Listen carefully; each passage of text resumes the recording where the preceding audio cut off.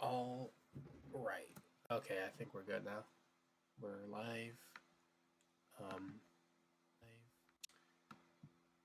Can you make sure we're actually? Uh, can you hear us? Yes. Let me check. Yeah. Hello. I mean, Hello. Yeah. Yeah, Yeah. I can hear you. Okay. Can you hear me right? Good. Good. Good. Yep. Good. Good. Good. Mm-hmm. All right. Okay. Yeah, I believe that is it. Yeah, we could actually get the shit started. Holy shit. uh, yeah. Okay. So, oh yeah. By the way, just couple of blokes, as the British say, doing a one shot here. Just don't dox me, my dude. Just don't dox me. Just so you know, ladies and gentlemen, this man doxed me in the first 5 minutes of the last stream. Anyway, we're here for VTM One-Shot. It's Mess channel. You go. I'm not hosting. I don't know. Just decided to live stream it because why not? Fuck it. We're very good, actually. We're very good. We're professional. Not really. Professional amateurs. How about that? That's like a half the sessions is literally us just chatting shit, or like the group chatting shit. Indeed. That's literally all it is. But we're gonna try a serious game today. Hopefully. But anyway, let's just get this started because it fucking took us like. Yeah, I've got dinner already. I'm kind of hungry. Yeah, same. But anyway, let's. Speaking of hunger, the unquenchable hunger that is transition. Yeah. Yeah. Yeah, where do we actually start for today's one shot? I can introduce my character. I mean, I was gonna go character, but also just the setting, like where exactly do Sure, go ahead. Stuff. Yeah. Yeah, Blair, go take it all. It's paint us a picture, a scene. Why am I doing it? You do it.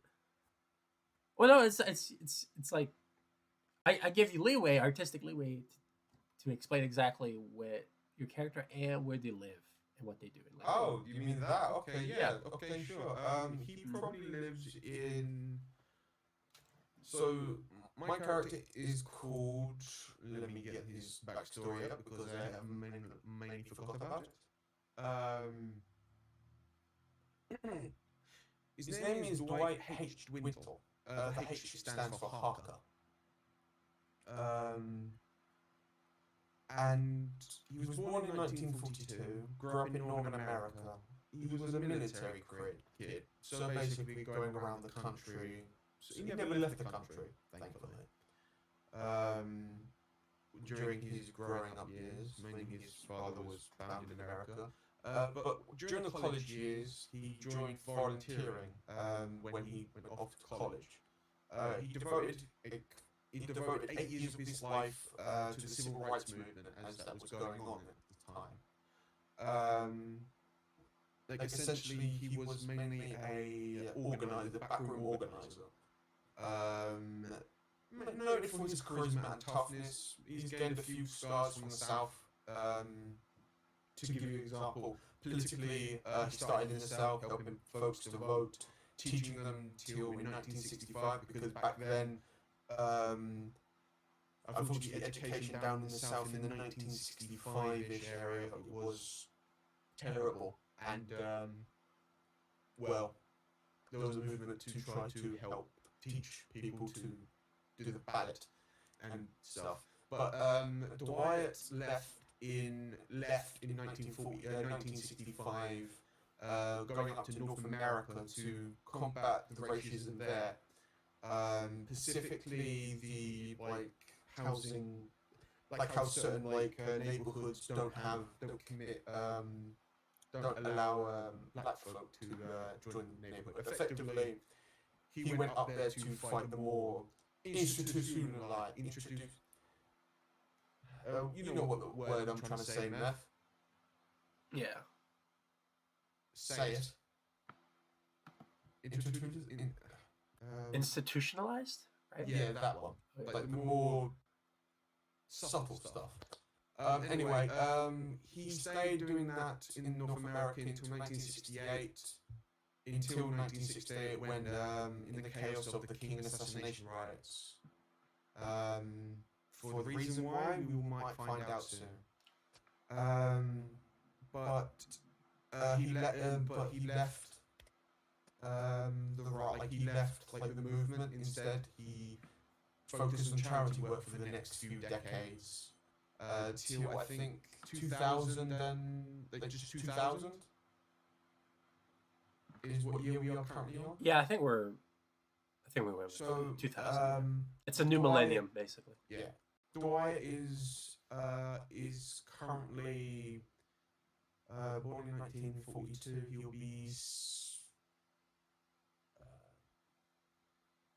58. Quite an old gentleman. For what Dwight looks like, currently he bald on top, some hair on the side, kind of like wispy, like kind of wispy hair, but full on beard, like full on beard. He has kind of gone completely white, like completely, he got no salt and pepper anymore. He's just all salt. But he does look kind of haggard, but yeah, kind of like you see the like kind of, how can I put it? A lifetime of work in his like kind of visage, but at the same time, well off, if that makes sense. Well rested, but at the same time, a lifetime of work. Does that make sense? Kind of in the way he looks. He's about 6 foot in terms of height. He's an old man, so he's kind of really not wily, but wiry, kind of. Not wiry, more like, someone who's old. He's not like I mean, pretty much every old person has like a very wary look on their faces. Well, yeah, the dude's 68. No, 58. Yeah. To be fair, I really should have made it 68.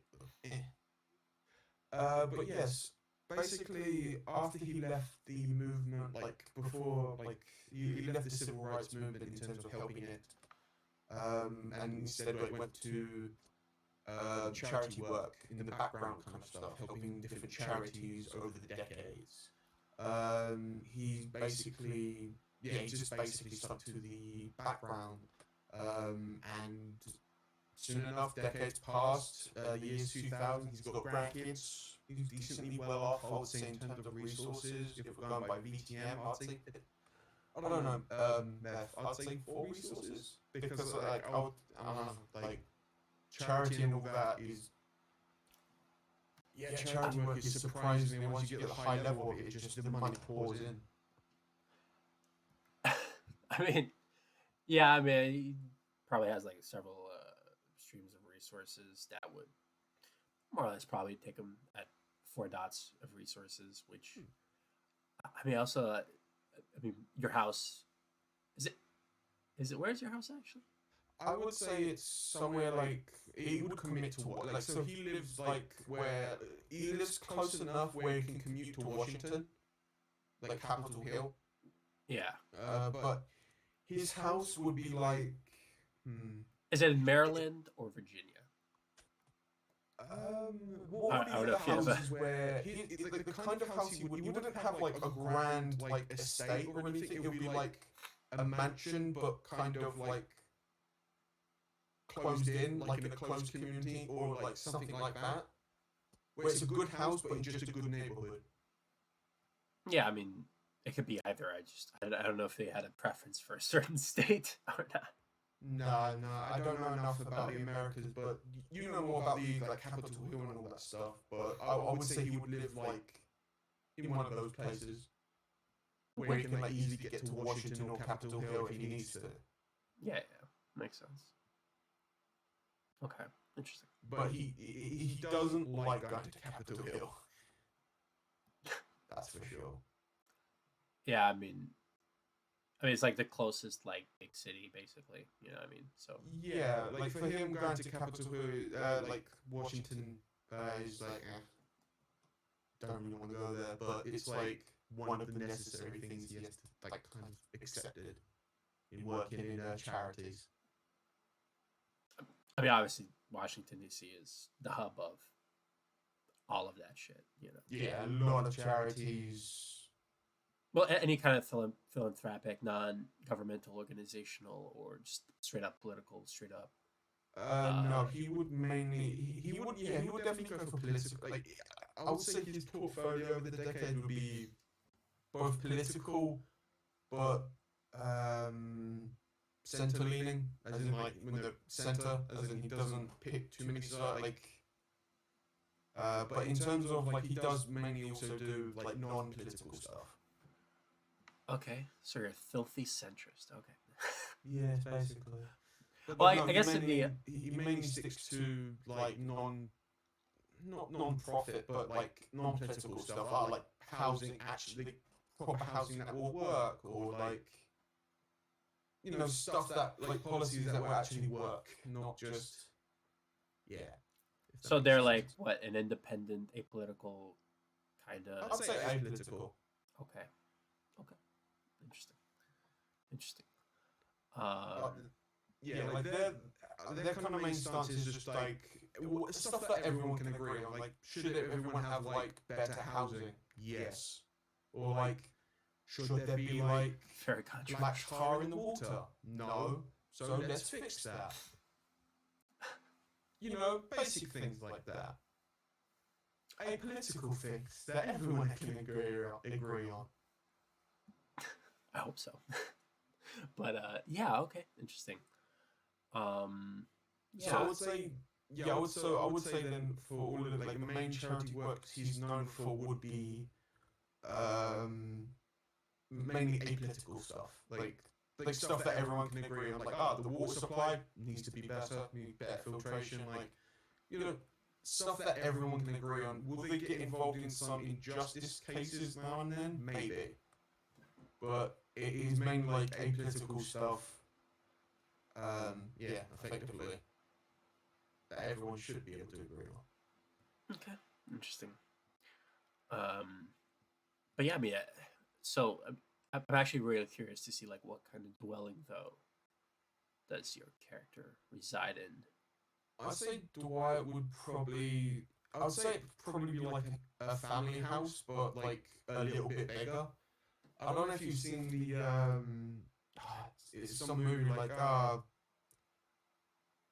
what is it? Basically, it's a big family house, about 6 to 7 bedrooms. Like a big family house, like secure with a good fence. It's obviously fancy, but it's not like this is an estate. This is just like a really big, nice house with like maybe a garage, like with 1 or 2 garages. Like it's very if you compare with the amount of like wealth dots he has available, it's very understated his wealth, if that makes sense. Sure, but does he live by himself?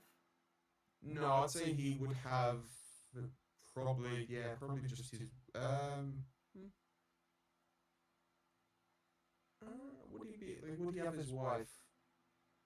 No, I'd say she would be dead. That'll be or divorced. That's also. I feel like that's possible. Yeah, okay, I'd say divorced, but I would say that might as well be dead to you though.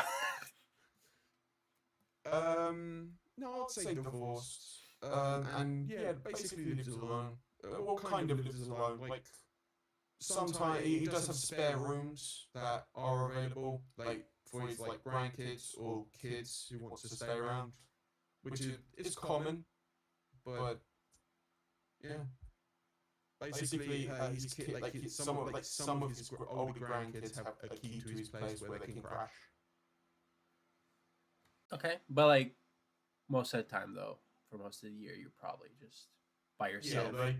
Yeah, and probably like a few security guards.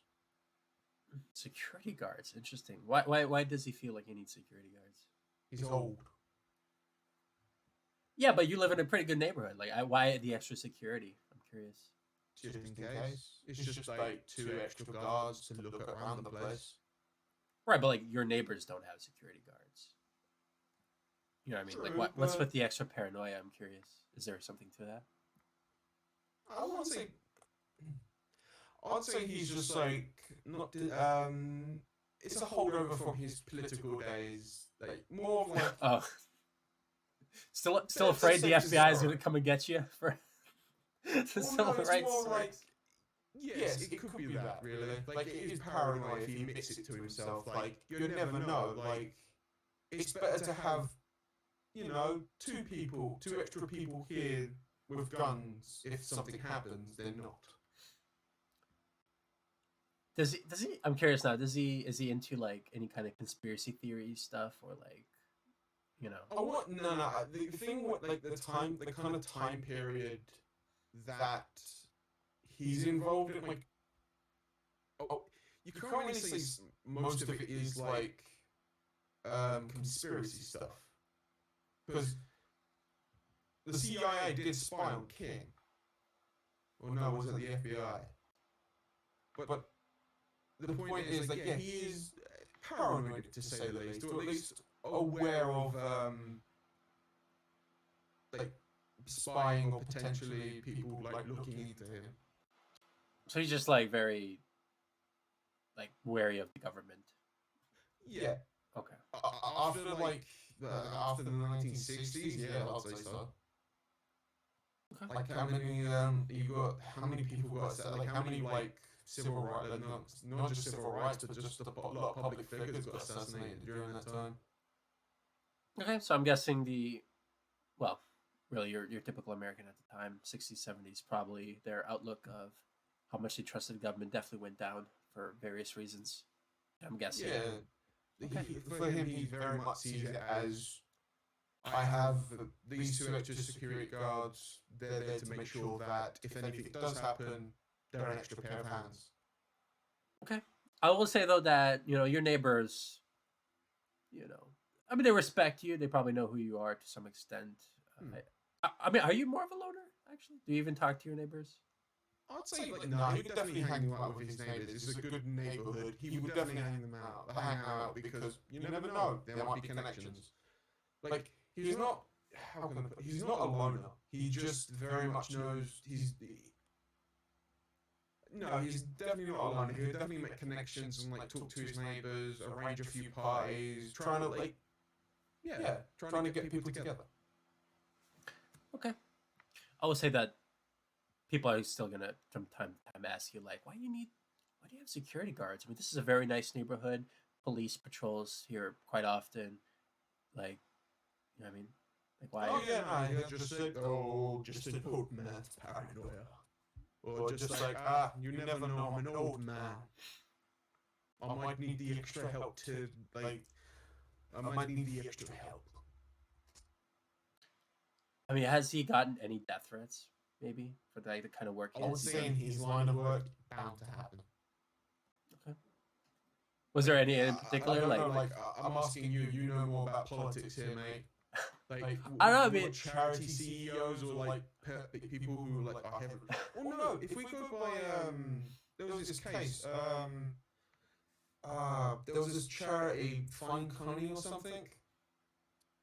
That guy got like the guy who led that got a lot of death threats, but that was mainly because the campaign kind of got botched. But I'd still say probably. I mean, yeah, like statistically.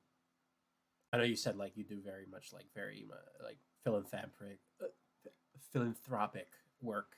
Yeah, let's be honest. Let's be honest. If even the apolitical stuff, clean filter waters, he probably still get death threats from people who want to shut up about it. I think that statistically. Also, what is your heritage? That might come into play.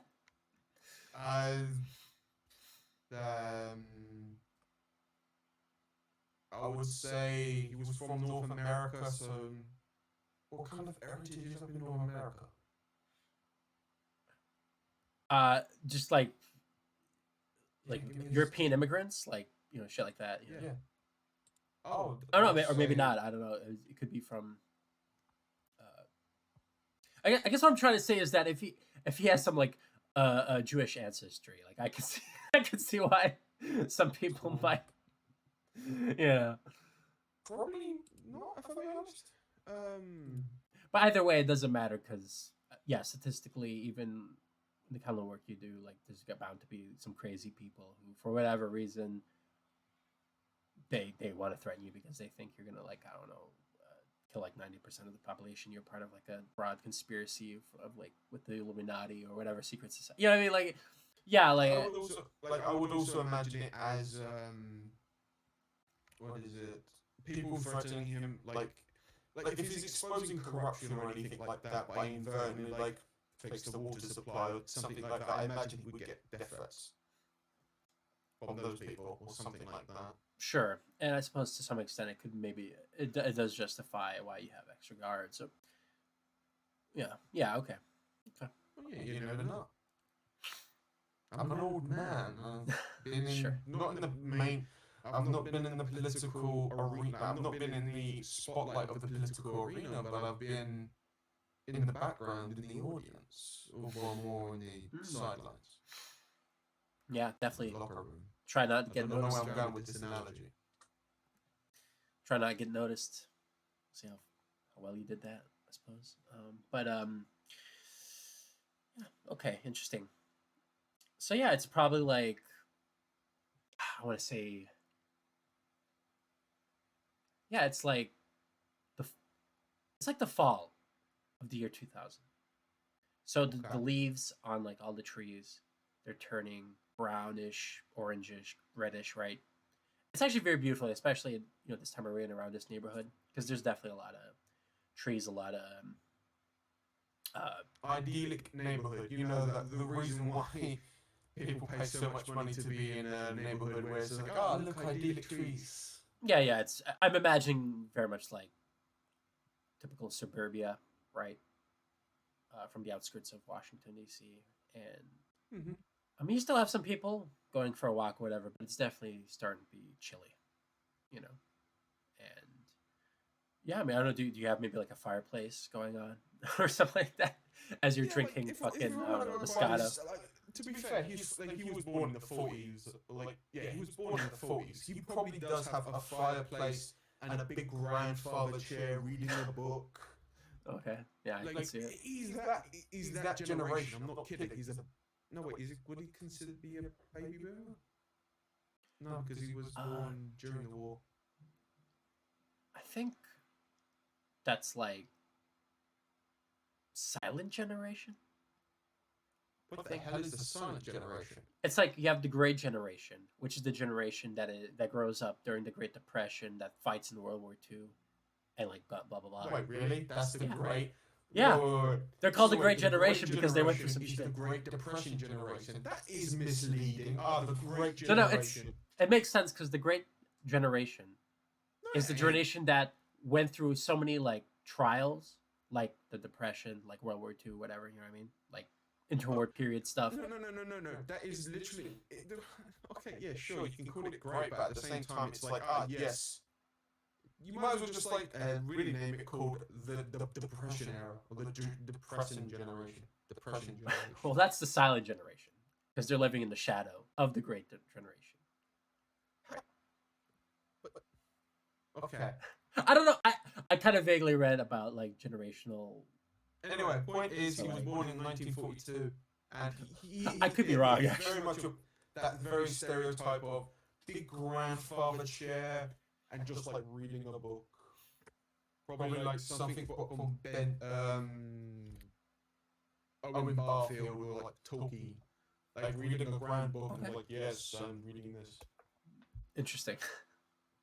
I got a fireplace. Well, no, the fire won't be on because it's the fall. So okay, yeah, but that's kind of like also how I imagine the scene.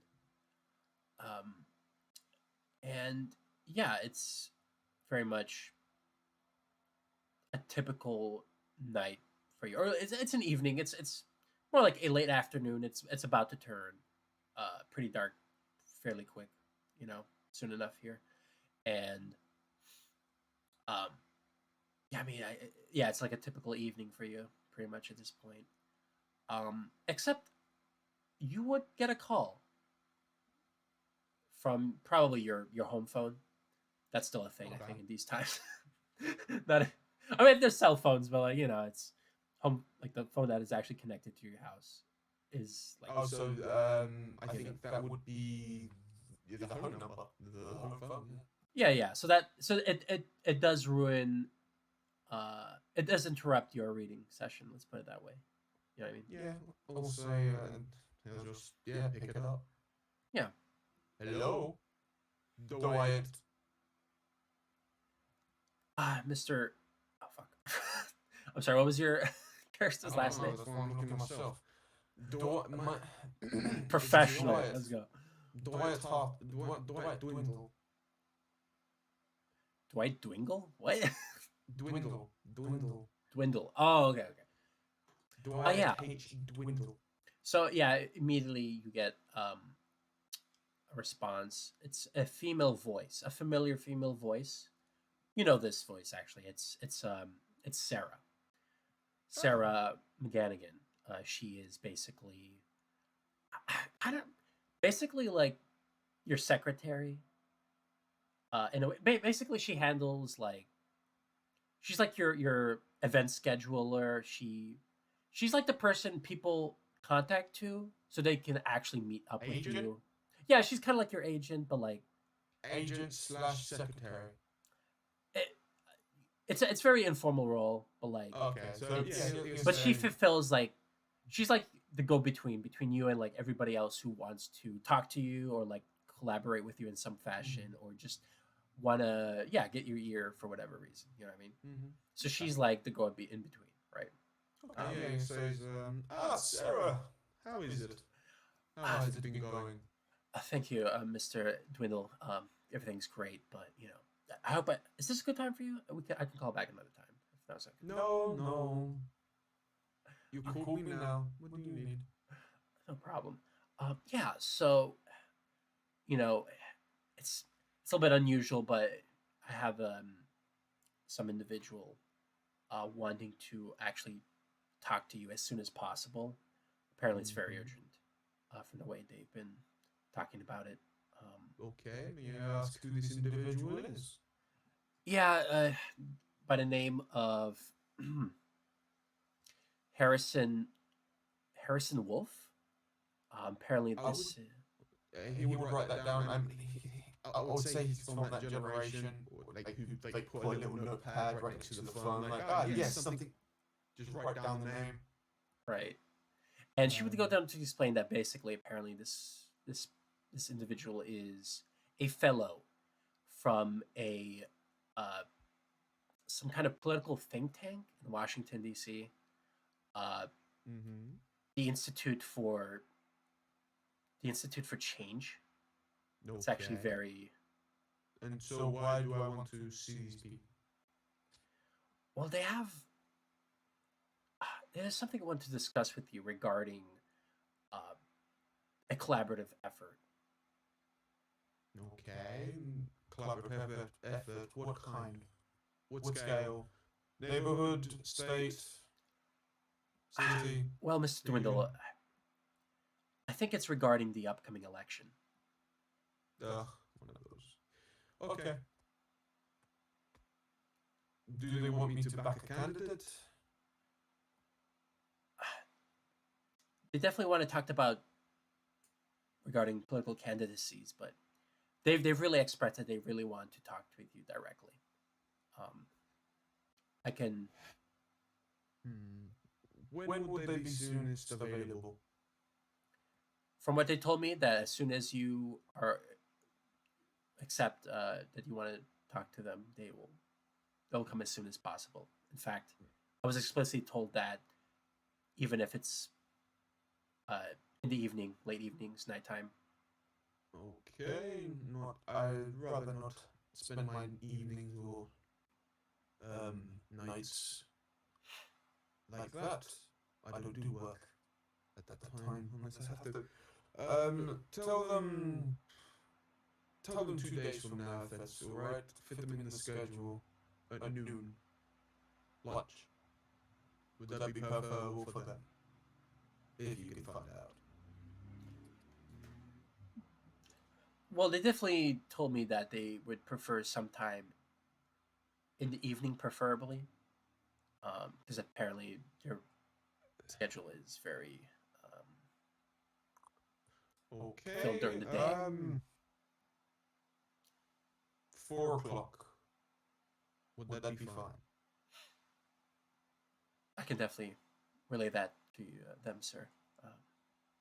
Do they have any particular location, or do they just meet me here at my home? They would like to meet with you directly. They don't want to bother you, it would seem. They're trying to make a good effort. Okay, then. I will allow that. What are their names again? Harrison Wolf is the fellow at the Institute. Okay, and anyone else? They might have some assistance, but it seems to me that he's going to be the representative of the Institute for Change. Okay, where are they based? Washington, D.C. Well, yes, but... Street. Capitol Hill. One of the fancier ones, then. Alright, then. Thank you. Have a good night. Yes, you too. He will basically hang up the phone and basically, I don't know, would he know, like, I would say he would know someone who's, like, good at investigating, or at least, someone who's, like a contact, like someone who's on the pulse for, like, I know this charity, I know that political player, that, Okay, a political insight on the capital. so a contact. Yeah, effectively. Okay, I mean, somebody like you probably definitely have people who run in various circles for this kind of stuff. Yeah, I mean, you can, if you want, you can make some phone calls here and there to reach out to some old contacts. And yeah, he's just mainly like asking, do you know these guys, like the Institute of Change, this Harrison fellow or something like that? Just basically asking, who are they? Like, why do they want to, like, he does this for every meeting. If it's a new people group, he probably has like a file, like a cabinet in his like study, which is like, right. Like of each group, he like kind of like talks with, or like encountered. It's basically, each time if he encounters a new group, he like, okay, I'll basically get like someone to investigate, give me a basic portfolio or summary of their kind of shit or history, and I put it in my file cabinet. Like, it's not like, yeah, it's mainly like, if it's like he's meeting someone for the first time, then he probably just asks for, okay, just give me general stuff, and like the general history, anything, like, do you find any red flags? That's basically the kind of stuff he would ask for. Okay. Yeah, so you can definitely do that. And basically, the gist of what you get is that basically this Institute of Change has been recently established within the last decade or so. So we're talking like after the fall of, the Berlin Wall, the Soviet Union, right? Early 90s, or what have you. Have they done any achievements so far? Well, I mean, they're just like a think tank, basically. So they don't really do much as they research and kind of publish and propose solutions for various social, political problems, or what have you. You know what I mean? So have any of them been implemented, or have any of them been used? Like, how successful are they as a team? None of them have been really implemented, because they are actually considered quite radical, actually. A lot of what they propose and do research on are quite radical theories regarding potential solutions, changes. Any example? like their debut sort of academic publishing was a complete refutation of which at the time was basically the zeitgeist of end of history kind of talking point, that as soon as the Soviet Union fell, that was the end of history. That though, people like fuck, what's his name? Fukuyama, I think, and some other people like that, who basically say that, oh, we've entered the last stage of historical development, that of like neoliberal liberal order, of globalization, where this is it, where the American century, where America is the global hegemon with all of their allies, and Okay, they're being quite dramatic, but yes. but this actually happened in real life. This was actually a thing, legit. But highly dramatic. It definitely was, yeah, and like this was like very much an overwhelming thing throughout Western media circles and academic circles at the time, political circles, that we entered the last stage of history, and there's nothing improving from here. It's just how can we better, Kind of change the levers a bit. but yeah. Yeah. Whereas this Institute of Change, which was established early on in this new post-Cold War period, was already started with a banger, basically, of actually, we completely refute this idea that we're at the end stage of history. If anything, things will escalate even further.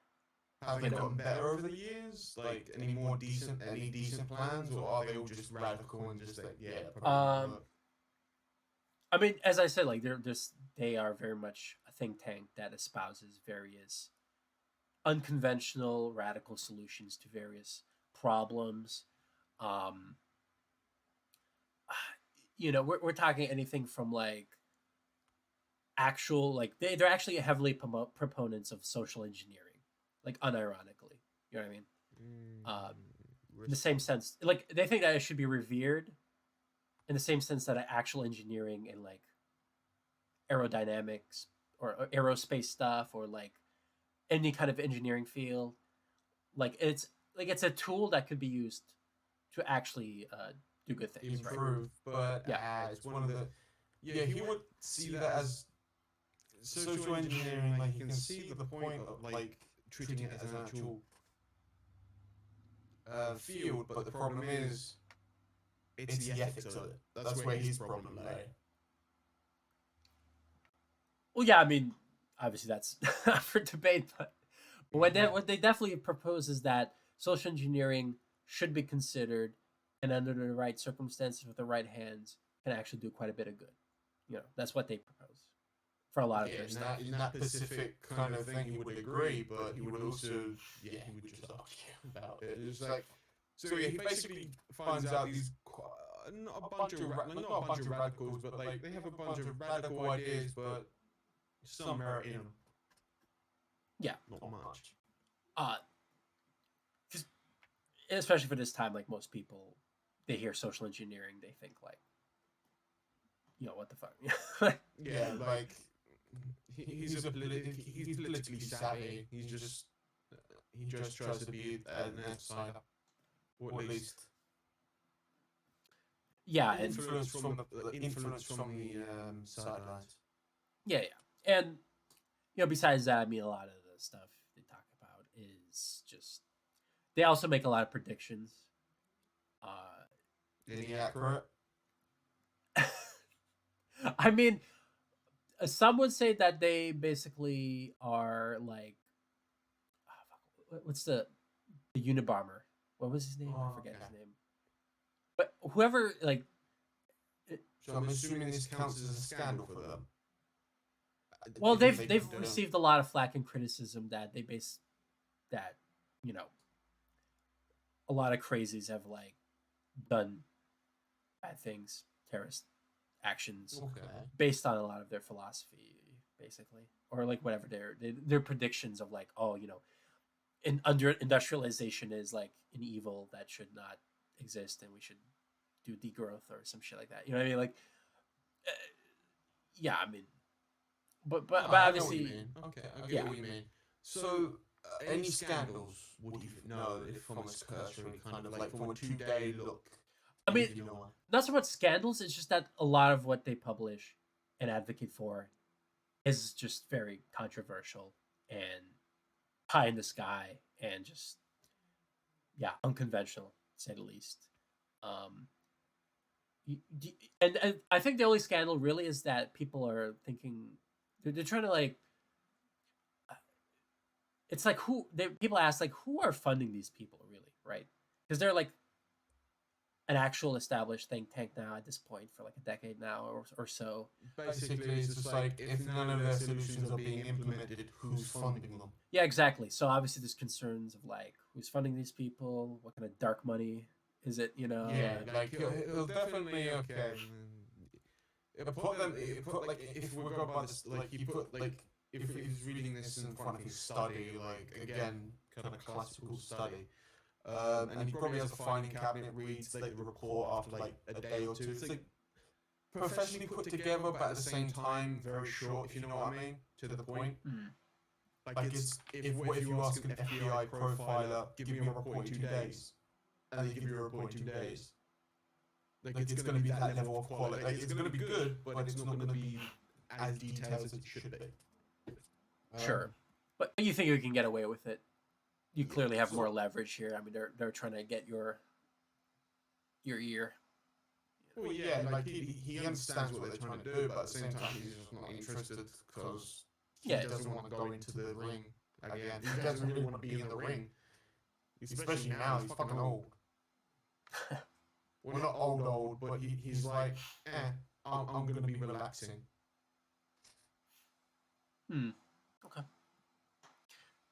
Yeah. But yeah, I mean, so I guess where exactly do you?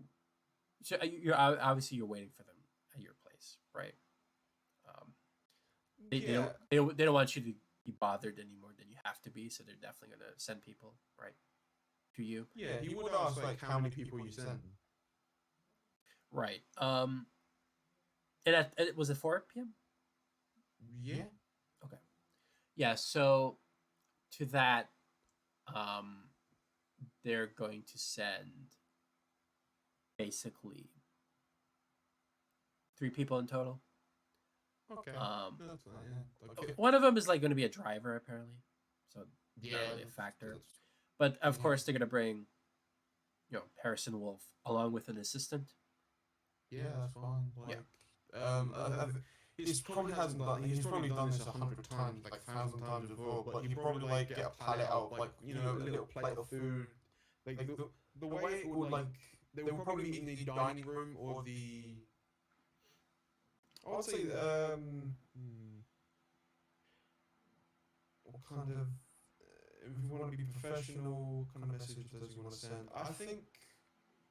Yeah, I think he's going to be letting them down kind of a bit gently. So I think he would welcome them in the living room or like a sofa with a table, like two comfortable like sofas on like one end of each other with a like table in the middle with like a pallet or like a few pallets of food. Or not pallet, but like a few like finger foods that eat like like. Pardon me. In terms of like how he would greet them, or like basically in terms of how he set up the meeting, or like where they're meeting, he's very much setting a like comfortable vibe. As in like okay, like he's not playing any mind games in this. He's not like he's a really hard chair and it's like okay, can we hurry up? Like it make like you're in an uncomfortable chair, you want to leave. Like he's promoting them to like relax and chat. But not actually. He's being welcoming in his attempts. If you want to read into the situation, does that make sense?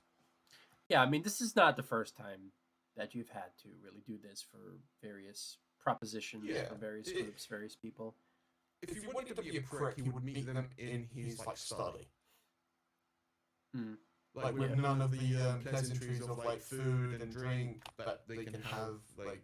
Or like none of the comfortable chairs. Right. But yeah, you prepare in that fashion. Yeah. And of course, the guards, your security guards station will let you know when they arrive. And eventually, and eventually they do. A car does arrive. You were told there were going to be 3 people, but the thing is, they informed me that there's only 2 people, though. He shrugs. Yeah, apparently it's obviously the driver, but also apparently only the assistant has only arrived. Apparently, there's been some misunderstandings and blah blah blah. There's like some back and forth going on between security guards, the assistant, uh, and basically what gets eventually end up at you in your ear is that apparently the Harrison Wolf uh, is running a bit late, but he has sent his assistant to kind of, just get through some basic details. By the time he arrives, he should be there. Yeah, he nods. Yeah, they of course apologize for it and blah blah blah. This honestly probably has not happened the first time to happen. So. Yeah, he's just like He starts nibbling on the food because like this is gonna be a long night. Right, but yeah, I mean, yeah, the assistant has arrived though. Yeah, he welcomes in like welcome. May I ask your name? Oh, Thomas. Hello, Thomas. Welcome. Come in. And he like, basically will guide him to basically one of the like rooms, like living rooms, like welcoming rooms. Yeah. Like the house itself is decorated as if it's a family house, but very yeah, it's a family house. You see like pictures of family, kids, relatives, family outings. Yeah, basically some stuff like that. With a few, like there are like a few political photos, like with like shake hands with someone like important, or like someone important at family party, but nothing. No, I wouldn't say there will be no shaking hand ones. Like no one like obvious like photos of like shake hands. It's more of like important people at the like family gatherings, but in the background as a person. If you know what I mean, like instead of having Obama like shake hands with Dwight or someone, it would be more of like, oh, Obama's in the background of that family photo. Does that make sense? It's more like all the political connections and or like kind of in, like high end important connections or like just stuff like that in. It'd be in the background, or just stuff like that. But it's not always politicians. It's always either humanitarians, or stuff like that. It's high-profile people from high society, various. Yeah, I see. It's not always high society, but it is like very like if you look into the background of each person, you might find about like something special about them, or like them doing a charity work, or them doing something really amazing. Like this guy raised $50,000 by running or some shit like that. Like, yeah, that's what like these photos like have when you walk in, like through like look at them, as in like there's people in the background, but they're not obviously staged. Yeah, of course, for this guy, just an assistant, really. Apparently he's interning for the Institute of Change, and nothing really remarkable, just a pencil pusher, really. He would still pump him with information. No, he wouldn't actually pump him with information. He would just talk to him like, not like a veteran talking to someone who's trying to get into it. It was like, yeah, mate. Like, just like, oh, what are you looking into? Like, oh, okay. Like some advice if he asks for it, or just generally like talking to him. Yeah, that can be like the first 15 minutes or so of the 50 or 15? 15. Yeah, but eventually it will turn to a more formal discussion, where basically. Thomas here, he's just gonna kind of, honestly, I mean, just gonna kind of metaphorically suck your dick for like the next hour or so, just kind of regaling to you your achievements. Oh yeah, no, he would just be bored by that. Like, okay, can we just like he'll be like, oh yeah, I do not want that, and do not fuck it. he'll be nice and like he'll be like, ah, yes, that star, yeah, I know, I used to do that. But yes, what have you been doing? He'll try to be gentle at first, but if he tries to like still be like a kiss ass, he'll be like, ah, yeah, no, what else have you heard about this recently? Like, basically, he will try to like gently, or if he doesn't get the point, or like very bluntly cross section, like I don't care about like you telling my achievements. I know them. I don't care.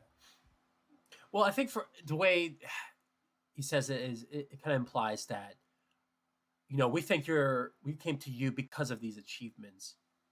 Yeah, and as he lists them, he'd be like, ah, okay, yeah, I don't like. He'd be like, yes, I know my achievements. I don't see that any. I don't have. Yeah, he doesn't see that anything relating to it. Right. Okay. I mean, sure. Yeah, like if he tries to be a kiss ass, you just try to like make him change topics or like do something because he just doesn't like the sycophant. To be fair to him, though, it seems like you get the sense that he's kind of buying time for the actual, you know. Oh yeah, if he like kind of like, realizes that, he'd be like, okay, just try to like relax the kid, like, okay, kid, just shut the fuck up. Not shut. No, he would be more of like, yeah, he's trying to get the kid to talk about either himself or just like general political topics or just different projects. You know, I think at some point he gets the message. Yeah, that you're bored as fuck by, you know, trying to. Dwight does not like people like yes, you did this achievement. For him, it's like, yeah, okay. It's like if you are like working at a 9-to-5 job and you like if you put like I printed something out, for him it's very much you going to that person who like prints something out at a 9-to-5 office job and going, you're amazing. You printed that out like an expert. For him, it's like all these achievements are just work. Just like there's just things needed to be done. It's like, don't wait for congratulate me for it. Okay. Like that's the way he sees it. In that case, you'll switch the topic to some more current going-ons in the news, in the world. Oh yeah, we'll talk about that easily. I think what in particular he asked you is, what are your current thoughts on the current election going on? What can I say? I don't think any of them are right, but all of them are right. You're asking a question that is both incendiary and not incendiary, but it's a can of worms, to simply put.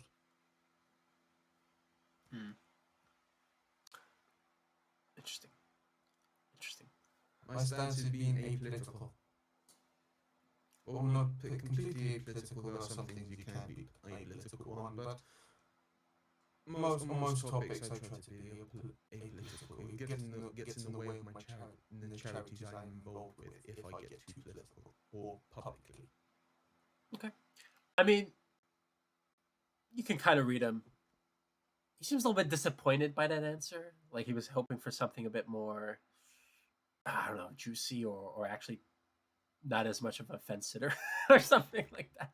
But obviously he's not. Boy, but if you expect me to, what do you expect? I'm not gonna fight out I'm not gonna go fight swinging. No, sir. No, sir. I'd rather get work done, not. No, sir. No, everything's fine, sir. I just, you know, I just thought somebody, you know, pardon me, but I just thought somebody who was part of the civil rights struggle would be a bit more opinionated, sir. I mean, but no, it's no problem, sir. Why go in the spotlight when nothing gets done? That's why I work on charities. You get done. You get actual work done. And also, I may have been a part of it, but I was only a backroom organizer. I wasn't doing that much. One of the foot soldiers, if you will. Only got to see the main leaders a few times. Only passing, didn't even get to speak to him for long. A foot soldier, sir? Sorry. I mean, person on the ground. You know, one of the protesters. Right. Yeah. Hmm. Not actually one of the leaders, if you know what I mean. You know, as we were doing research on your background, sir, I personally was curious. Of course, you don't have to answer this if you don't want to, sir. But I was. Could you perhaps explain what your involvement was during the death of Martin Luther King and the subsequent riots after that? Well, the events themselves, nothing. But the riots, I was in the worst parts, if I'll be honest, during the riots, but nothing other than that. I witnessed them. They weren't a good time. That's what you tell him. But I'm surely you as a character, though, as he does. He's getting flashbacks. Yeah, and I'm curious, what are those flashbacks? What is that flashback like? So he would, if we want to go by like kind of like a movie, with black and white movie, of course. Yeah, no, not black and white. They had like colours in the 90s. I know, but if you really look at some gray, no, it's got to be shitty colour, like really early colour. Yeah. Okay. Not like good colour nowadays where the composition's good. It's like when you like see early colour, it's weird. Anyway, so in shitty colour format from the early 1960s, you would kind of see. You would see Dwight, a young Dwight. So in his age, like in his prime, if you will, he was 28. He would have been like 6'2". Like he actually looked kind of like, you know, shrunk a little. Not shrunk, no, 6'1". Like kind of like a bit more like pep in his step. And he, effectively, during the King riots, when it was announced, he was like at a bar, like a political bar. And when it kind of was announced, like he was like drinking, like kind of around the table with like different people, like, you know, around a kind of think tank, talking like-minded individuals. And when it came on the radio, what happened? He may have got like with everyone, emotional. And everyone started like, you know, talking. For him, he'll specifically remember like in flashes, like kind of at the start when he got told, like when the news broke over the radio in the bar, everything went silent. Everyone like, what? And the sound, people finding out, realizing the emotion afterwards. And then it flashes forward again from like a few hours later during the night, and it will be like Dwyer kind of like not shouting out, giving orders, but more like to a crowd, like kind of pepping them up, like we should fight, like basically someone who looked pissed and is just like shouting, like giving. If you ever seen like some speeches where someone's giving all of their attention and like effort into it and kind of both pleading and convincing people. In this particular case, he wasn't in kind of the flashback. It shows him not trying to incite for peace. He incites for violence and specifically going against, I think it was cops mainly and like government positions, like government buildings, and he basically lost control. Like, and it again flashes forward in like a few days forward after the nights, because the King riots lasted quite a few days in the worst parts, and it kind of jumps a few days, and you see like Dwyer, who looks like he's pep up, but he's like young, but at the same time it's been a few days and he looks haggard. Someone who looks like who haven't gotten much sleep or very little and not restful at all. Someone who looks like they've been inciting and basically doing damage. Like his knuckles are a bit bloody, well no, a bit broken. Well, not broken, but like skin's broken. It looks like he's been punched and stuff. Like generally looks like someone who's been in, like, right in a riot. And he effectively,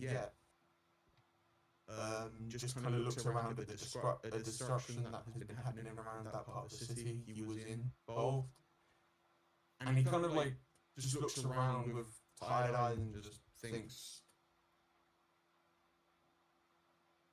I'm not gonna they kind of like he kind of just walks away, like when he looks at all the like damage and like, again from his perspective he flashes back to see where he incites people to throw stuff, or him throwing like firebombs, or like not firebombs, or molotovs at like buildings, or like basically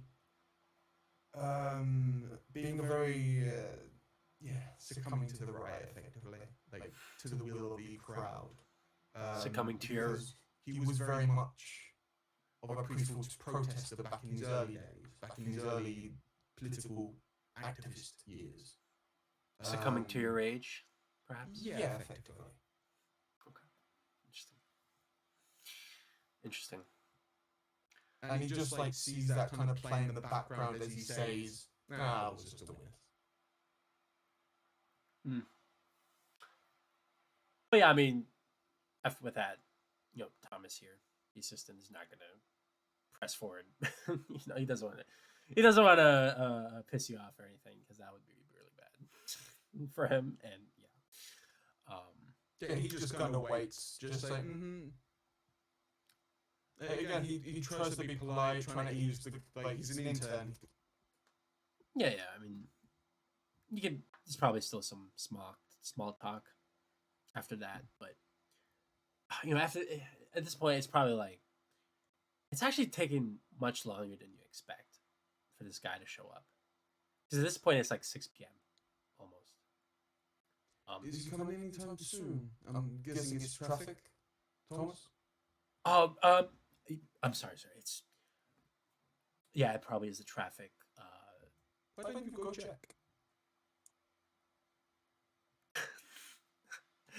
That was a very uncomfortable. Why don't you go check? Well, you didn't check, my boy. He'll get up and he'll make a phone call. Thank you. So leaving you alone for a moment. What is he? He just kind of he just kind of checks his pager. Okay. What are Dwight's thoughts this moment? He's just literally just wondering, this is a fun meeting.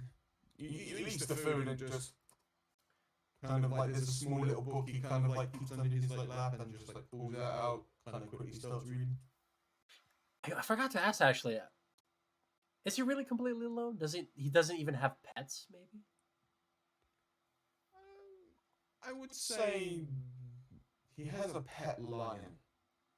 A pet lion? No, he wouldn't. Okay. I was gonna say, interesting. No, he's nothing that eccentric. He would have just a pet bear. No, he wouldn't have any pets.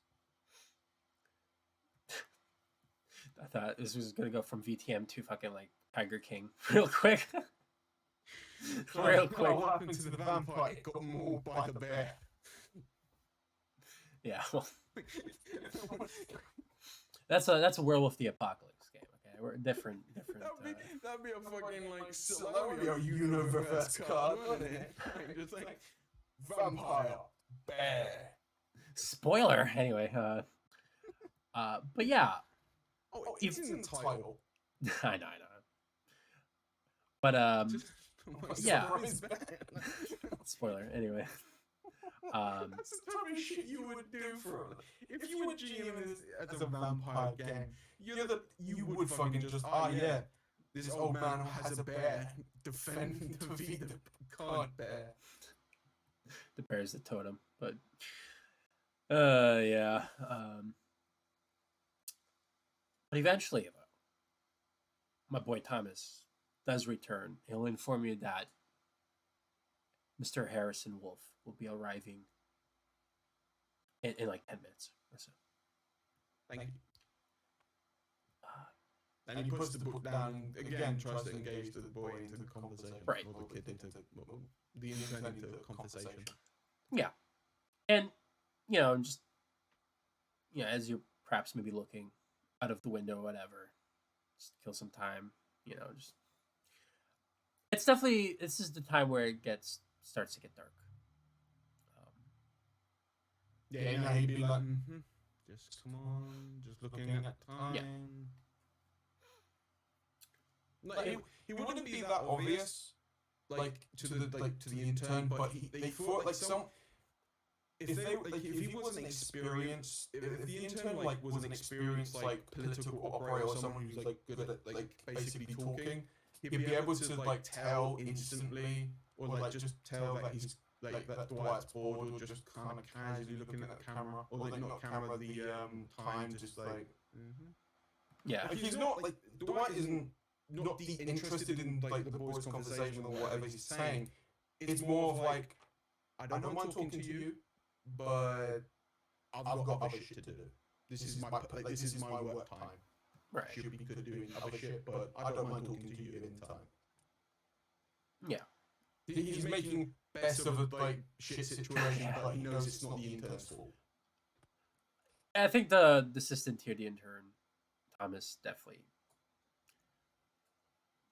I think he kind of understands, but like, yeah, he knows it's like it's not your fucking fault. Like, you're just an intern. Yeah. But eventually, just though, enjoy the free food and like water.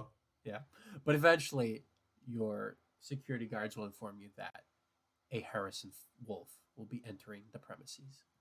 Yeah, sure. I mean, he'll go meet him at the door. Like for the security guards, their general operas mandai is literally just probably like patrol around the perimeter and or like stay at the like one basically goes patrol, one stays at the guards room, like a place outside or in like connected to the house, but it's somewhere around the house. Like it's a room in the far end. Like servant quarters, or not servants' quarters, but one of converted rooms into a security room. Right. But it's somewhat close to one of the like to where they are, but not that close. You know what I mean? Like it's not like next door, help. No, it's more like if there's a panic, you're here, but if there's a commotion, they're here, but if there's not. All right. And yeah, but eventually you get to meet Harrison Wolf. And Thomas, he looks like basically like like a character from like Diary of a Wimpy Kid, with glasses. Okay. Basically, he looks like your stereotypical fucking like. Yeah, I literally just imagine when you said Diary of a Wimpy Kid, I just imagined the like he looks like a stereotypical like guy who like majors in college for like political science, right, and wants to like. Wow, you're burning yourself. Fucking hell. Yeah. Well, no, hold on. I minored in it. Fuck you, okay? So the fucking stereotype half applies to you then. I got that for like a semester, okay? Whatever. It still applies. Anyways, just like what I'm trying to say is that he looks like a complete nerd, right? Okay, yeah, he'll just like, okay, whatever.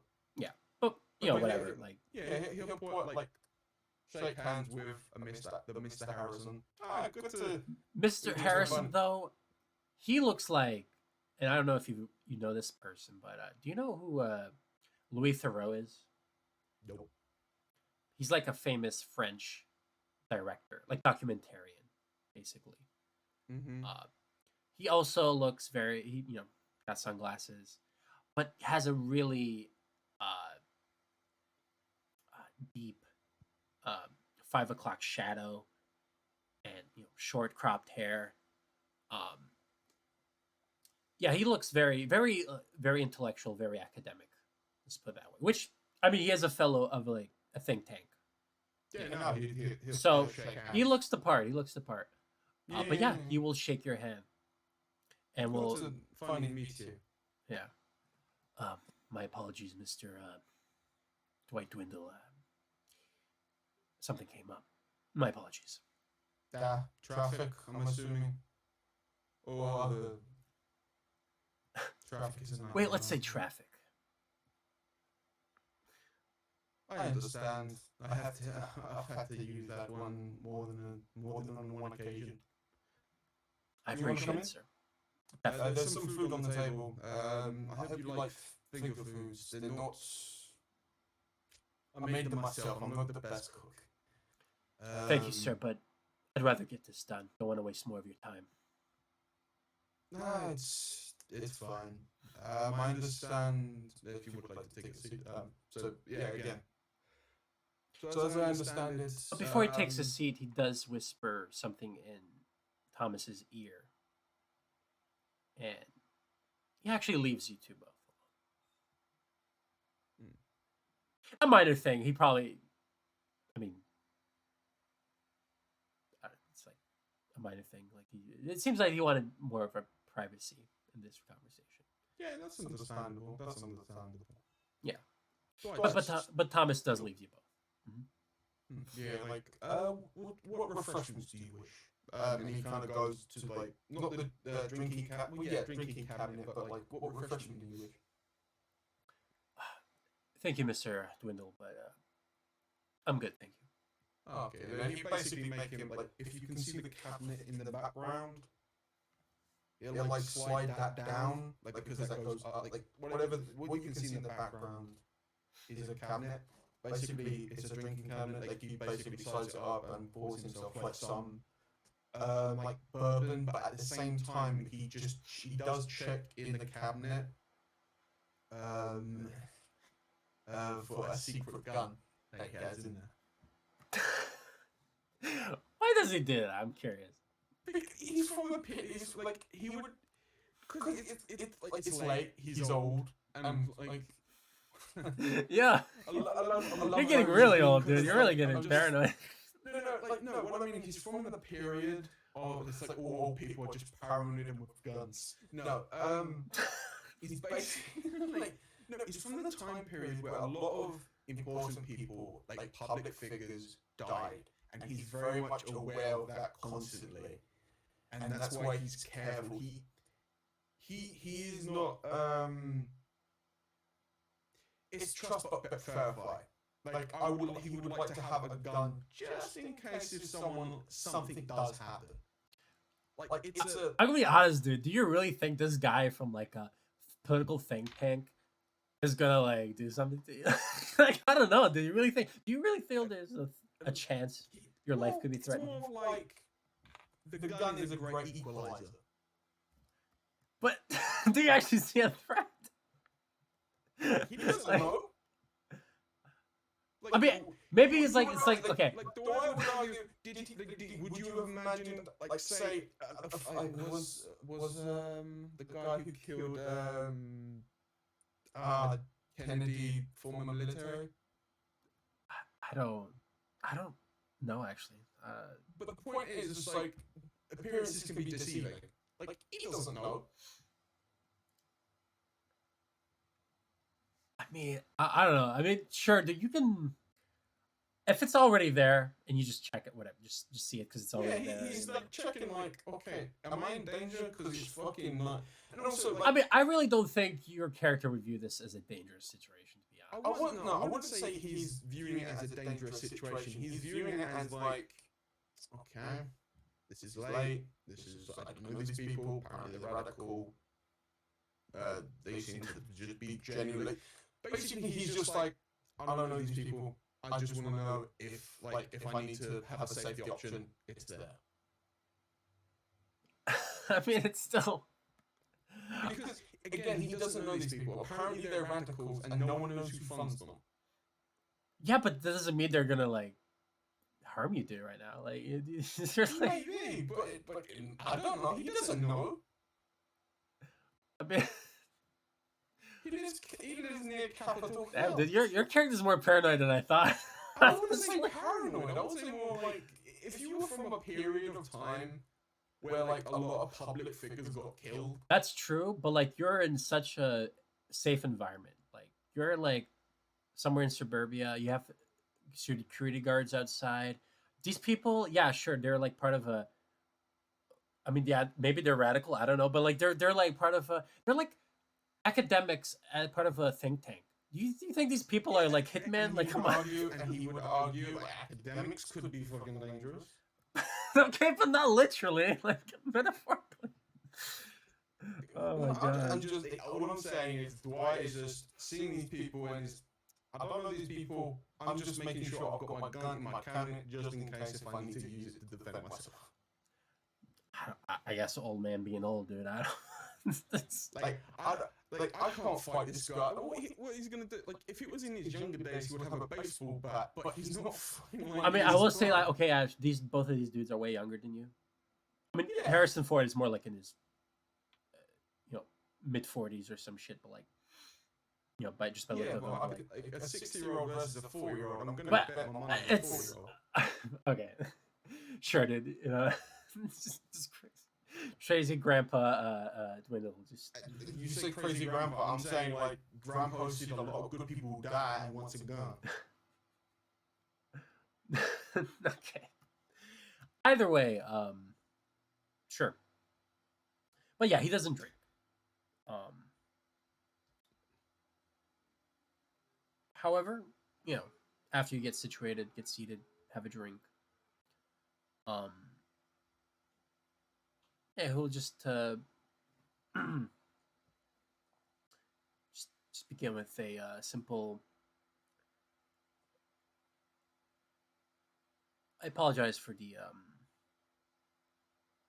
being late at night, but I think it suits us a bit better. Don't worry. If you preferred later, I would have set up more. Well, he kind of looks at the food, like the palette food. I don't know how much Thomas is eating, but it's basically like mid-early afternoon food, like lunch food, or like not like dinner food, if you know what I mean. Like it's like if he would just say if I knew it was gonna be this late, I would have prepared for better refreshments for this late hour. Mr. Dwindle, I'm not sure what my assistant here has discussed with you so far. I imagine nothing of substance. That's fine. No. But I do understand you want it's something campaign related, endorsements, something like that. Yes. I'm sure, as you're obviously aware, we're at a presidential election season currently. Yes, everyone's getting their political machine starting up. The spin doctors are going to start soon. Indeed. And we think, well, let me just be very direct here, Mr. Dwindle. We think you should run. I wouldn't recommend that, but go on. Well, I would say that hesitation is exactly why you should run, sir. The old hesitate. Those who hesitate for leadership should be granted. Not for my case. I have to admit, sometimes those old-timey witticisms are not exactly accurate, but let me put it this way. There's a reason that they got said, let's be honest. Of course. But if that's not enough to convince you, sir, let's just say that we have enough statistical data to show that now's a good time for somebody like yourself to enter the race and win. I would doubt that the two-party system is still dominating the political landscape. A third party would be simply not working. Unless you're saying joining one of the current established parties. But which one, I don't know. Both have their how can I put it?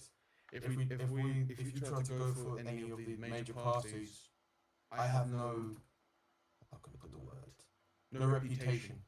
I've made sure that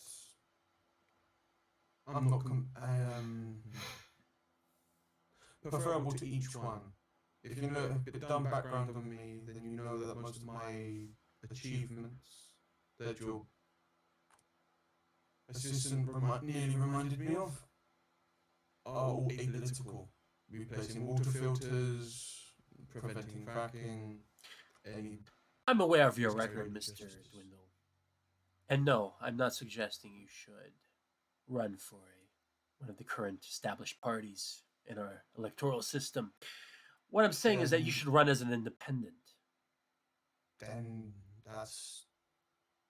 Quite frankly, I don't want me being... No, not to be rude, but then no. I am not that person. Running as an independent is... No, you don't... How to say the least. You must know the difficulties of running independent.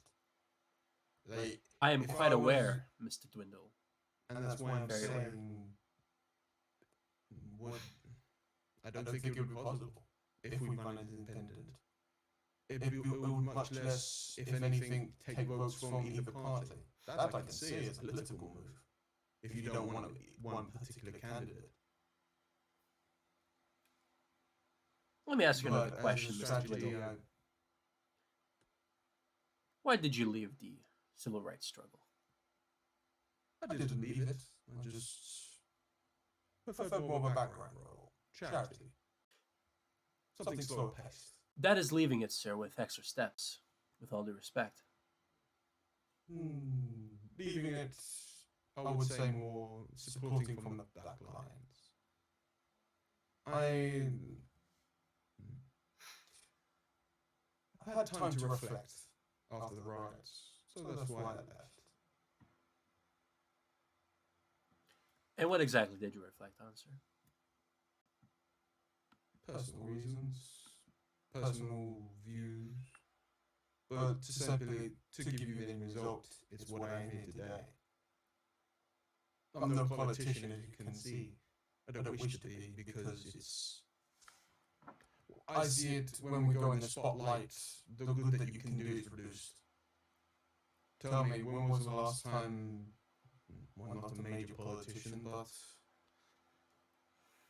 there's a difficulty in being the president, or going for something high office like that. Far too many hurdles, as we both know. That's why I like being in private, or charity. Mr. Dwindle, I'm not asking you to be a politician. I'm just simply asking you to run. You're asking me to step in the race, and that's being a politician by definition. I don't want to be. I don't think I should. But you can be elected, sir, and not be a politician, if you catch my drift.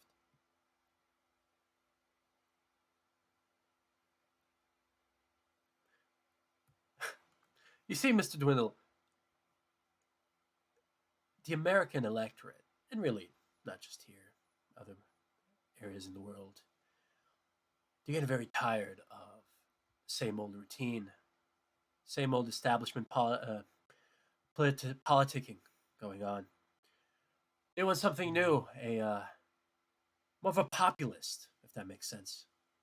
Yes, but that's, again, going independent. You would need, frankly, billions and far too much political capital to actually make that succeed against both the current two major parties. It's favoured to them, and they will do a lot to discredit an independent. What if I told you that all of that political capital is already at your disposal? You just only have to seize it and accept. Then I would simply say, why aren't you offering it to one of the current runners-up, or one of the current leaders who are already in the game, or people who are much better choice? Because we don't want career politicians, Mr. Dwindle. We don't want members, individuals who are already mired in the established way of things, who already have self-vested interest in the way, and things to go the same way as they've always been going so far. But I do as well. I am invested in the current establishment. Well, not this current establishment, but I work with the government when I can, but mostly private. So I Well, don't. now, Mr. Dwindle, you don't believe that, do you? Kinda. Yes. When you were part of the civil rights struggle, did you do it because the system was working? No, it was broken. And is it It's fixed now? still broken. It needs to be Oh. fixed. Okay. So then why are you doing here, Mr. Dwindle? I am doing what? Nothing, apparently. One, I'm in a meeting with someone who wants to meet to run for president. A work meeting. It's one of the work days of the week. I do things. Your assistant tried to tell me of my accomplishments. I know. I say they work and I've made progress compared to that to many lawmakers. Do you know how many times they read the bills? Tell me, Mr. They Dwindle, do you think we've made progress? Not completely, but we've made some. Can I ask you a question, Mr. Dwindle? What is the most transformative force in politics? Duh. What do you mean? What force elicits the most amount of change in society? What primarities are you speaking about? Scale? Election normally does it, but what do you mean? At a Yeah. fundamental sense, Mr. Dwindle, Mm-hmm. what? If you could change anything about the world, what would be the most efficient, prudent, and direct way of changing it? To what means? Doing what I'm doing now, not gone by president.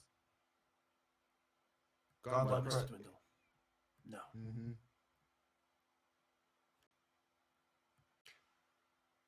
Would you like to guess? Sure, go ahead. No, would you like to guess? No.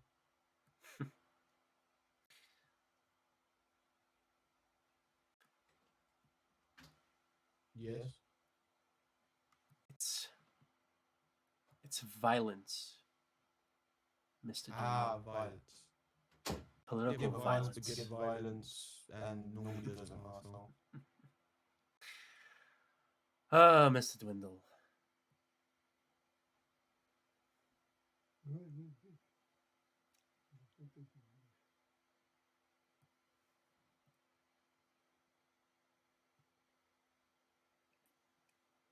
I'm sorry, what was the last thing you said? Yeah, just like when yes, violence. Yes, Right. I know violence is a great change of force, but it doesn't work if you want a stable society. I see.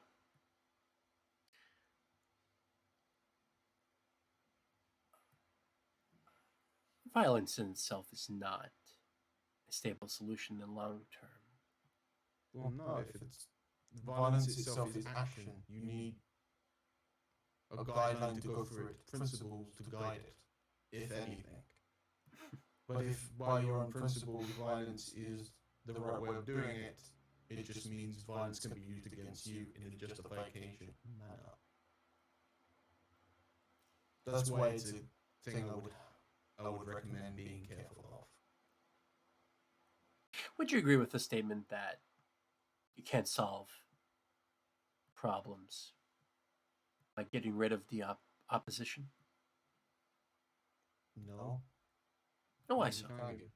You can't get rid of. What makes you think so? Simple. Problem's still bloody there. Simple. If you, how can I put this? Have you ever heard of the tale of an emperor who had a bad breath but didn't know about it because no one in his face, all of his allies, friends, never told him? Only when his enemy came by and said your breath smells, and he checked for himself, then he found out. So, would you rather go around walking around with bad breath? I know I wouldn't. I believe you're. I've heard of the Emperor's. The Emperor has no clothes, but I think I still understand where you're going with that. But Mr. Dwindle, the thing is, sometimes you're right. The root of the problem is very much not in terms of the symptoms. The root of the problem is often systemic. Only with, but yes. And only with systemic solutions can you change it, really. But surely you would agree that there are those that there are a group of people who have a vested interest in keeping the things going as they are and not promoting any systemic changes that could, well, affect their status, their position in society. Is this not true? Yes, I agree. You can change the system from within. But aim for the top is trying to change the top of the pyramid from the top. You can make vague directions or vague pulls, but it's still going to take a very long time for the entire pyramid to change. Not quite. Do not get me wrong, I agree with you, but going for the top is not easy. And debatable if it's worth the effort. At least on me, if you must have other political candidates.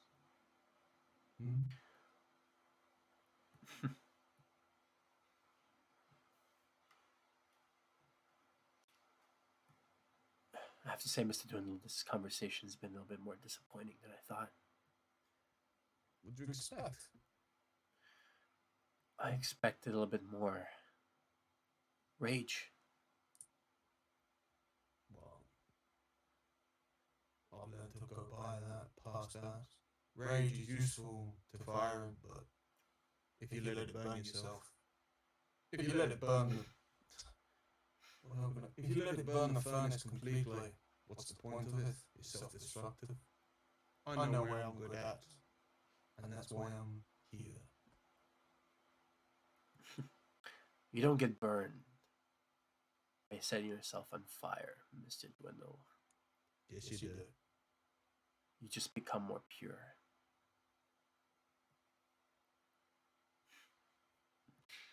Have you ever been set on fire? Because I know I haven't, but I know that you don't.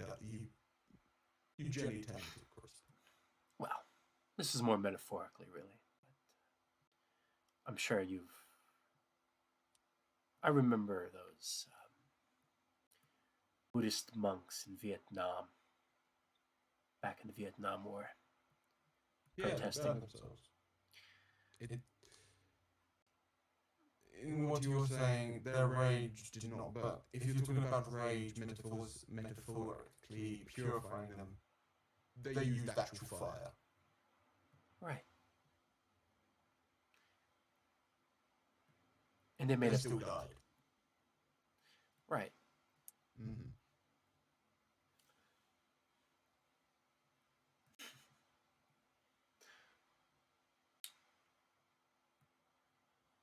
I am simply saying that often if you want to change the world, Mr. Dwindle, you have to do what is necessary. And sometimes it is necessary to use unfortunate tools in order to wipe out the opposition that is preventing change in the first place. Yes, but that... I'm afraid it's late for political debate, but sure, let's entertain. Wiping out the opposition doesn't work. That fundamentally doesn't work. You remember the bad breath analogy, correct? Do you believe in freedom? Hmm? Do you believe in freedom, Mr. Dwindle? Of course.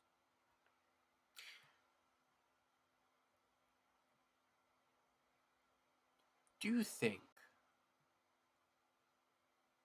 that, let me put it this way, what is the opposite of freedom? Prison. Imprisonment. Bind. Okay, sure. Is there something in between those two? Those two ideas, concepts, values? Balance, but yes. Oh, Should be, but I don't know. what does that look like exactly? I don't really know, but can you get to the point? This is very fundamental to understanding my proposition, Mr. Dwindle. Is there a balance between two fundamentally opposed values? Well, yes. There's a balance to everything. How?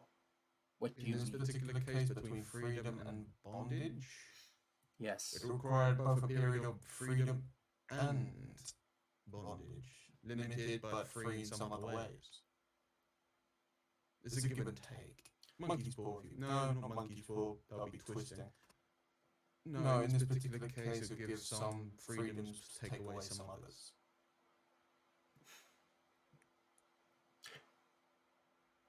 Are you free, sir? Well, yes. Are you a slave? In rather what context? Because in many ways, yes, I am both a slave. If you want to talk about in those methods, It's very simple, Mr. Dwindle. A very simple question. The fact that you can't answer it tells me something about that. Are you a slave? Or are you free, Mr. Dwindle? It's very simple. I am both, if you want to go to that. That is inconsistent. I don't know what you Maybe mean by that. inconsistent, but I am. It is getting quite late, but I do not mean to be rude. But I don't know what your point is. I'm good at. How can I put it? I don't mind talking about politics or generally. We're not talking about politics anymore, Mr. Dwindle. We're talking about epistemic truths, philosophy. If you want to talk to me about that, we can talk on Tuesdays. It's my philosophy club. Unfortunately, I'm not kidding either. I do not. Like, you have rather unique ideas, and I might bring you along. unfortunately, my schedule is quite booked, and this is a very important conversation we need to have tonight, and we'll be here as long as it needs to be.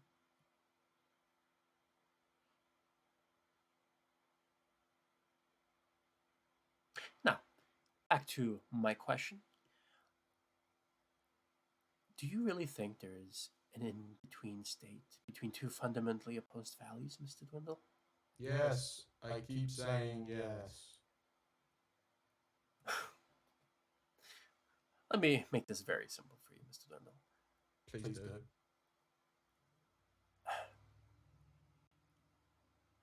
An African American slave in 1685. Let's just put it that way. Are they a slave or are they free? They're obviously a slave. If they were enslaved. A modern African American male. Oh, modern? No, they're free. We abolished free slavery years ago. No, I mean, well, at first he said 1685, Okay. but he was about to say 1985. Ah, okay. 1985, African American.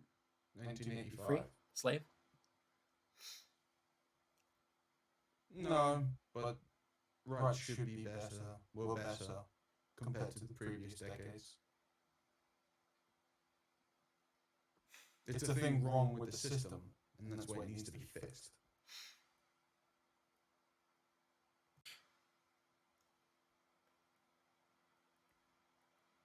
It seems to me really can't quite grasp that there really is nothing in between two fundamentally opposed values. Okay.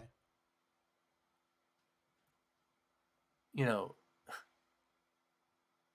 You're either free or you're either a slave, Mr. Dwindle. There's no compromise between those two. Okay. If you're not fully free, you're not a free. Okay. If you're not fully enslaved, you're not exactly enslaved either. There is no in between. What's the point? The point, Mr. Dwindle, is that there are fundamental values that we try to uphold that guide our actions. And anything to uphold those is our moral duty to do it. Then.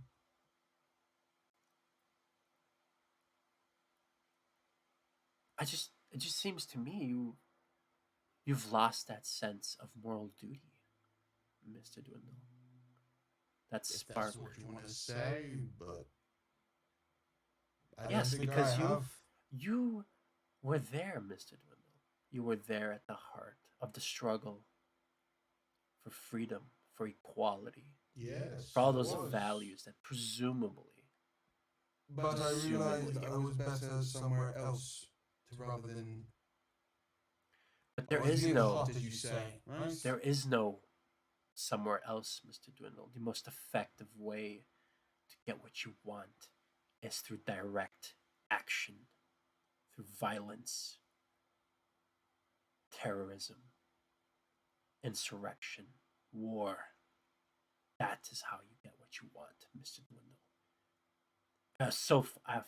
After you left the struggle, you've only compromised on your values and on your method of action. You haven't done anything, Mr. Dwindle. You've only maintained the system as it is. All of those years have gone to waste. I'm offering you an opportunity to set things right for you personally, but more importantly, for all conscious human beings and non-conscious human beings on this world of ours. What say you? I'm sorry. I don't mind the high opinion that you have of me, but I just don't think I'm the right fit. And look, we think you are, Mr. Dwindle. And I think I don't, because I'd rather not to jeopardize it. I know what I'm capable of, and I know my limits. Do you perhaps know yours? It's a rather famous movie line. A good man knows his limitations. Last I do. Oh, I tried to know them. Mr. Dwindle, don't you worry about me or my fellow colleagues. We're just here to tell you that you are the right person for this task. Whatever doubts you have are definitely warranted. And yet, we believe you are the best choice. That is why we're here, Mr. Dwindle. I love the idea he's just been like attempting to use fucking like presents and I just keep rolling really well. I'm just like, no. Out of character, he's really trying to convince you. He's just saying, like, he's just nodding along and like, I'm not interested. Like I'm not telling you to leave, but okay. He's genuinely, he's really trying to convince you. Like, he's not bullshitting around. He's actually, as far as you can tell, he's talking from the heart. Whatever. Like, he would say, like, look, I wouldn't, like, if you seriously think I want to, I would have to think about it, but it's unlikely. Like, I am, I do not have much presence in terms of media or anything like that, but it is getting late. Can help with that, Mr. Dwindle. We have backers that are more than enough to ensure your victory in this upcoming presidential election. Believe it or not. How about we continue on tomorrow or 2 days from now? No, Mr. Dwindle. Give me more time to... We need to resolve this tonight. Tonight.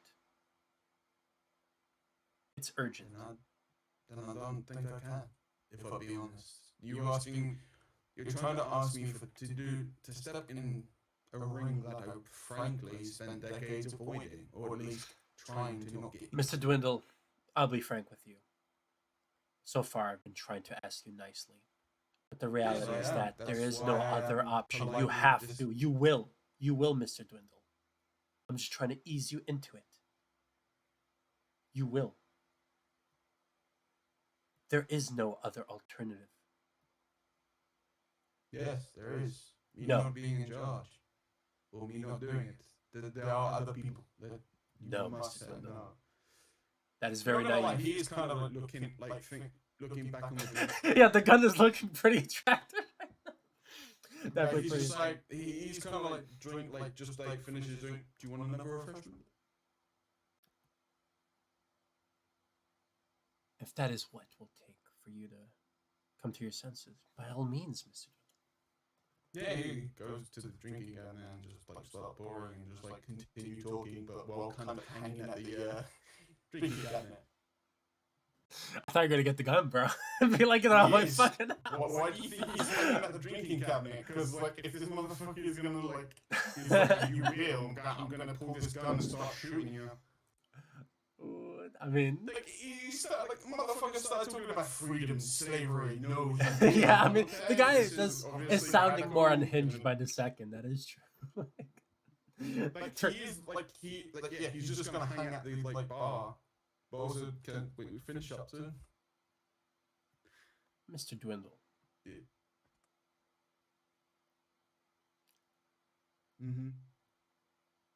We're entering a very unstable period these upcoming decades. Okay. The current candidates do not suit what's best for those who hold the values of freedom, equality, happiness. Okay. The pursuit of happiness, Mr. Dwindle. Do these mean nothing to you? Why are you laughing? No, okay. I was thinking, do you want to just leave it on a cliffhanger? He goes for the gun. I mean, you just say goes for the gun. Do you want to leave it on that? Well, don't know. How, he would say, Diddle say, no, it's not that I don't disagree. I'm just saying I'm not the right choice. And if you have so much political capital that you can spend on me, you got other choices. And that's why I'm not interested. People would vote for you, Mr. Dwindle. That's why we're coming for you. To you. I don't want to step in the ring. And I'm not interested. You don't want a mouthpiece that is not interested. Well, not to say I wouldn't be interested, but I just see it as a waste of my efforts. I've made progress these past decades. You have not made progress. I have made progress. You have not made progress.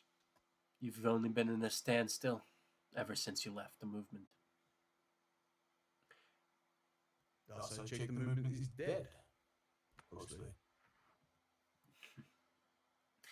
And some of its forms, iteration. But I believe me, Mr. Dwindle, the struggle is more than alive. Mm-hmm. And I'm here to offer you a chance to rejoin, to do what is necessary, what is morally your obligation, Mr. Dwindle. If you actually do care about these high, lofty concepts of freedom, equality, and what have you, you would join right now. There is no choice. There is choice. And I choose not to. I don't think I'm a good choice. I don't mean to be rude, but if you want me to have more time to think about by personal rudeness, Mr. Dwindle, think of selfish. I thought you would be more selfless, Mr. Dwindle, to be honest. This is a selfish choice for you to not stand up, to do what is right, what is necessary. It's not about doing what's right or what's necessary. It's about... Would you put someone who... You've got a driver, correct? Would you put, perhaps, no offense against the blind, but would you put a blind person or someone who has epilepsy on as your driver? No. then why do you want me in? Because you're not blind, even though you think so. No, but I do believe that I'm not equipped, or like I should have the. I'm not. I don't think I should be in charge. This is what We I'm trying think to you get should to. be in charge, Mr. Dwindle. And And we're I'm very telling confident. And I'm telling you that I shouldn't be. I'm confident because I know my limitations, like any good man should. We know exactly what Oh, your yeah. limitations are, Mr. Dwindle, and we think you're still the best option. So please, You must work accept with that. us. And that's why I'm saying no, I'm not interested. It's not that I'm not interested. It's, if you are going to ask me now, if it's a sudden yes or no, I'm going to say no. Well, even if you give me a few days, I would need great convincing. If you're not convinced by now, Mr. Dwindle, a few more days won't do any good. It seems to me that, unfortunately, you, for whatever reasons, it doesn't matter. What matters is that the utilitarian calculus informs us that you must run, whether you like it or not. So I'm asking you as a final time, will you run for president, Mr. Dwindle, or not? No, simply. Very well. He does watch where he's like moving when he says no. Like if he starts He stands up. Yeah, if he starts walking aggressively. He walks towards you. Aggressively? No, but definitely towards you. Definitely planning to invade your personal space, it would seem. Oh yeah, then he takes the gun, or he draws the gun, or yeah, take. Do you want to leave it there? I mean, because if like I'll be honest, I would kind of I want to roll because we haven't got roll 20 up. Let's be honest. I mean, let's be honest. You know what's gonna happen. Oh, but because of how the dice work, you never know. Narratively, no, there's no way you're gonna. Oh, come on. Are you saying he can't just bang and Dude, fucking just win? Dude, this guy is like, you're not gonna fucking. What kind of pea shooter do you have, dude? Do you think you're gonna go through his fucking like fortitude and shit? Come on, dude. There's no way. You never know. I could like roll like insane damage. That's why I'm saying just perhaps keep it as a. I mean, okay. How about this? Let's put it this way. You pull out your gun, right? Because at this point, I think it's fair enough to be like you're threatened at this point, right? Like, oh yeah, this guy's unhinged. Apparently, he's at this point threatening you to run, whether you like it or not. He's approaching you, about to invade your personal space. He's gonna shoot if he keeps approaching and if he sees the gun. But here's the thing: you pull out your gun, right? And he's unfazed, completely unfazed, and continues to approach you. Oh yeah, then just like stop, or I will shoot, and he doesn't keep moving. But I have to ask, what the fuck does your character think when apparently even pulling out a gun just does not phase this dude? Like, what are you thinking, dude? Mental case. Just like, man, wanna die for his beliefs? Okay, sure. Bang. Very casual. Okay. Like, it's just like a crazy person who looks really determined and is walking toward me. Gotcha. Okay. But here's the thing. You should... I mean, I guess, sure, we'll leave it at that. Yeah. Thank you. I think we all know what happens. Really.